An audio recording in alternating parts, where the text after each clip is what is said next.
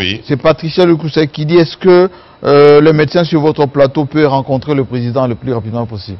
Voilà, monsieur le président. À Mouenedi, tout, on demande à ce que le médecin, si possible, qu'il soit reçu par son excellence pour qu'il puisse vous présenter, peut-être accompagné de task force, ces trouvailles, comment faire pour mutualiser nos forces pour lutter contre cette affaire. Voilà. Madame Patricia de Lukusa de Mouenedi, tout. J'aimerais ajouter, oui, docteur. J'aimerais ajouter, en dépit, je crois, j'ai suivi notre confrère qui a dit que l'INRB est en cours de réactif. Oui.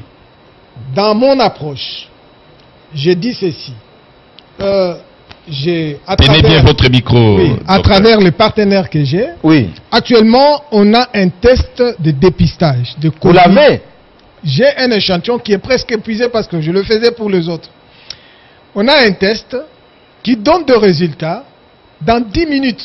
Ah bon? Oui. Et j'ai commandé cela à travers mes partenaires qui me suivent, je crois. Donc ça veut dire aujourd'hui que par votre canal, on peut approvisionner nos provinces avec des tests rapides qui font que les doutes, parce que souvent on teste quelqu'un, on prend les échantillons, on renvoie à l'INRB, ça prend 24 heures, 48 heures. 48 heures.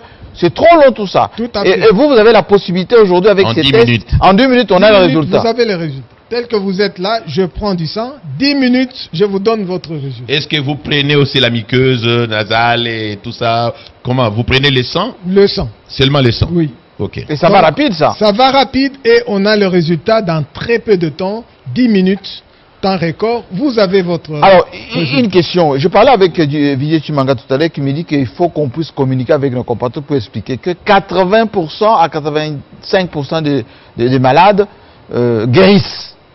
Et que le taux de morbidité est de moins de 10%. Oui. Je crois que je dois vous avouer en tant que scientifique. Oui. Le virus Covid-19 n'est pas le tout-puissant. C'est un virus très simple. C'est plutôt la panique. Pourquoi ça fait peur? Pourquoi on fait si peur aux gens?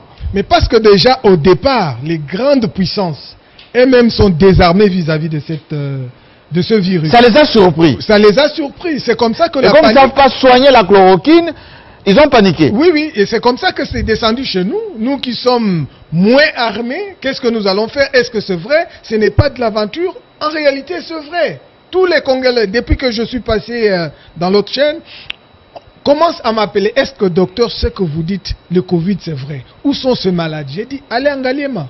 Vous allez trouver, parce que moi, personnellement, j'entre de manière sournoise et de manière discrète en Ngaliema pour... Et ils sont guéris. Ils sont guéris. Le dernier passe son test, je crois, il a passé le test hier, et tout à l'heure, là, il est sortable, on attend le résultat du professeur Mouyembe pour qu'il puisse... Alors pourquoi ils envoient des avions ici pour évacuer les leurs, etc., alors que nous avons des solutions ici qui peuvent même les dépanner, parce que si vous allez en Italie, ou en Espagne, ou à Paris, mais vous allez être un héros là-bas. Bon. Mais on n'a pas envie que vous partiez. Vous n'allez pas y aller. On va vous empêcher même de...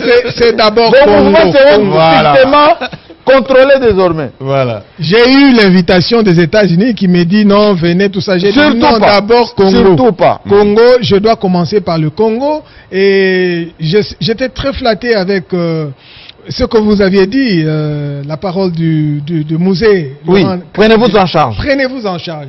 Cette parole marche toujours avec moi. J'ai ouvert l'université avec cette parole.